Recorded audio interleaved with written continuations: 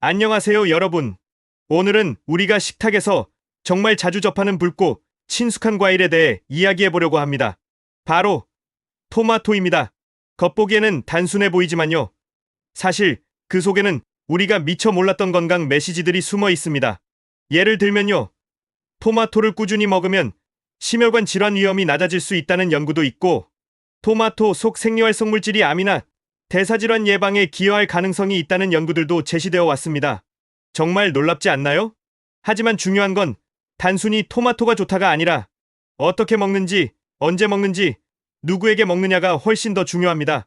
오늘 영상에서는 토마토가 왜 건강식 과일로 주목받는지, 어떤 영양소가 들어있는지, 어떠한 효능이 있는지, 그리고 반대로 어떤 경우엔 주의해야 할지까지 과학적 근거를 바탕으로 차근차근 살펴보겠습니다.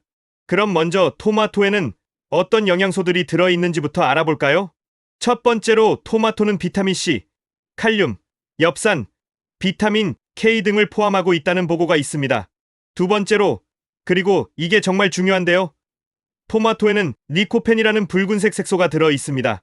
이 리코펜이 강력한 항산화 물질이에요. 토마토의 빨간색이 바로 이 리코펜 때문입니다. 이외에도 베타카로틴, 플라보노이드, 페놀산 같은 다양한 식물성 생리활성 물질이 포함되어 있다는 리뷰가 존재합니다. 예를 들면요. 토마토 한 개는 수분 함량이 높고 칼로리는 낮은 반면에 영양 밀도가 매우 우수하다는 요약도 나와 있습니다.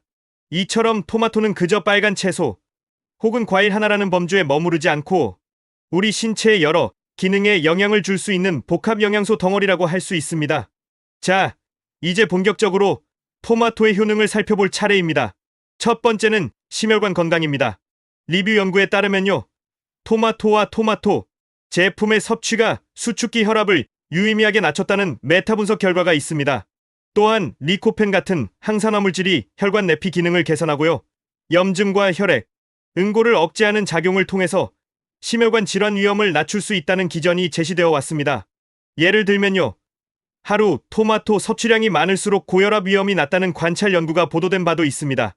따라서 혈압이 걱정되시거나 콜레스테롤 수치가 높으신 분들은 토마토를 단순한 간식으로 넘기기보다는 식단 전략의 일부로 규칙적으로 포함시키시는 게 도움이 될 수 있습니다. 물론 토마토만 먹는다고 모든 게 해결되는 건 아니고요. 전체적인 식단과 생활 습관이 함께 가야 한다는 점 꼭 기억해 주세요. 두 번째 효능은 암 예방과 항암 효과 측면입니다. 대표적으로 토마토 속 리코펜과 관련해서 남성 전립선암 위험이 낮아졌다는 역학 연구들이 제시되어 왔습니다. 또한 토마토 제품이 암세포의 혈관 신생이나 증식을 억제할 수 있다는 실험실이나 동물 연구 결과들도 보고되어 있습니다. 다만 여기서 중요한 게 있어요. 이러한 연구들은 관찰 연구가 많고요. 인과관계를 확정하기에는 아직 제한이 있다는 점이 강조됩니다. 따라서 암 예방을 위한 식이요법에서 토마토도 유의미한 역할을 할 수 있지만요. 토마토만으로 암이 안 걸린다는 식의 과장은 피해야 합니다. 균형 잡힌 식단이 가장 중요하다는 거 잊지 마세요. 세 번째 효능은 눈 건강, 피부 건강, 그리고 노화 방지입니다. 토마토의 리코펜, 베타카로틴, 비타민C 같은 성분들이 산화 스트레스를 낮추고 콜라겐 합성을 도와서 피부 탄력 유지와 노화 속도 완화에 기여할 수 있다는 요약이 존재합니다. 콜라겐은 우리 피부 탄력에 정말 중요하잖아요. 또한 눈 망막 건강이나 황반 변성 같은 것들에서 식물성 색소가 보호 역할을 할 수 있다는 일부 연구도 있습니다. 따라서 토마토는 외모만 위한 과일이 아니라 우리 몸 안팎의 세포 건강을 위한 전략적 선택이 될 수 있습니다. 네 번째 효능은 대사 건강 측면입니다. 즉, 혈당 조절이나 장내 건강, 체중 관리 같은 거죠. 토마토의 섬유와 낮은 혈당 지수 특성이 혈당 급격 상승을 막고 인슐린 반응을 완화할 수 있다는 매체 요약이 존재합니다. 또한 장내 미생물과 토마토 섭취 간 상관관계가 제시된 리뷰도 있으며요. 염증성 장질환 위험을 낮출 수 있다는 가능성이 제시되어 있습니다. 장 건강이 전체 건강에 미치는 영향이 정말 크잖아요. 따라서 대사증후군이나 장 건강에 관심이 있으신 분들은 토마토를 적극적으로 고려해 보실 수 있습니다. 토마토는 칼로리도 낮고 수분이 많아서 체중 관리에도 도움이 될 수 있어요. 자, 여기까지 토마토의 좋은 점들을 쭉 살펴봤는데요. 하지만 좋은 과일이라도 어떻게 먹느냐, 누가 먹느냐, 양과 형태가 정말 중요합니다. 토마토도 예외는 아니에요.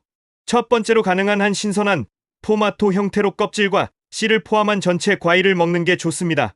또한 요리 조합, 예를 들면 기름과 함께 조리할 때 리코펜 흡수율이 올라간다는 보고도 있습니다. 올리브 오일과 토마토를 함께 먹으면 좋다는 거 들어보셨죠? 다만 주의할 점도 있습니다. 일부 사람들은 토마토에 포함된 솔라닌 같은 야채군 독성 물질에 민감할 수 있고요. 위산과다나 위식도 역류질환이 있는 경우에는 산도가 높은 토마토가 불편할 수 있다는 언급도 있습니다. 또한 토마토 제품, 예를 들면 통조림이나 케첩 같은 것들에는 나트륨이나 당류가 추가되어 있을 수 있으니까 신선하거나 채소 가공 상태를 권장합니다. 따라서 토마토는 많이 먹으면 무조건 좋다보다는 개인의 상태와 섭취 형태, 양을 함께 고려하는 게 정말 중요합니다. 그럼 이제 토마토를 보다 효과적으로 일상에 포함시키기 위한 실천 팁을 드릴게요. 첫 번째, 샐러드로 활용하는 방법입니다. 신선한 토마토에 올리브 오일과 바질 같은 걸 넣으면 지용성 영양소인 리코펜의 흡수율이 높아집니다. 카프레제 샐러드 같은 거 정말 맛있잖아요. 두 번째, 구이나 볶음으로 활용하는 거예요. 오일과 함께 가열하면 리코펜의 활용도가 올라간다는 보고가 있습니다. 토마토 소스나 토마토 볶음 요리가 좋은 예시죠. 세 번째, 간식 대체용으로 활용하는 방법도 있습니다. 방울토마토 한 줌을 간식으로 드시면 당분이 낮고 섬유가 있어서 포만감 유지에 도움이 될 수 있습니다. 반대로 피해야 할 조합도 있는데요. 당분이나 나트륨이 많이 들어간 토마토 가공식품만 반복 섭취하거나 위산이 많을 때 과다하게 생으로 드시는 건 피하셔야 합니다. 이렇게 어떻게 먹을지에 대한 구체적인 실천이 토마토의 건강 효과를 더 잘 살릴 수 있습니다. 그럼 토마토를 얼마나 자주, 얼마나 먹는 게 적절할까요? 여러 매체에서 중간 크기 토마토 1개, 약 100에서 150g 정도, 또는 방울토마토 몇 개가 일상 섭취 기준으로 적절하다는 언급이 있습니다. 하지만 모든 사람이 매일 토마토만 먹으면 되는 건 아니고요. 식단 전체와 섬유, 칼로리 균형을 고려하셔야 합니다. 따라서 하루 토마토 1개, 혹은 샐러드 한 접시에 포함시키는 걸 목표로 하시되 다른 과일이나 채소와 번갈아가며 다양하게 섭취하시는 전략이 현실적이면서 효과적입니다. 오늘은 토마토, 내일은 당근, 모레는 브로콜리 이런 식으로 말이죠. 균형이 정말 중요합니다. 자, 여기까지 토마토의 주요 영양성분부터 다양한 효능, 섭취, 팁과 주의사항까지 과학적 근거 중심으로 살펴봤습니다. 간단하게 정리해 드릴게요. 토마토는 비타민C, 칼륨, 리코펜, 식이섬유 같은 기능성 영양소를 갖춘 과일입니다. 심혈관 질환 예방, 암위험 감소 가능성, 눈과 피부, 노화 방지, 대사와 장 건강 등 여러 영역에서 긍정적인 역할이 제시되어 왔습니다.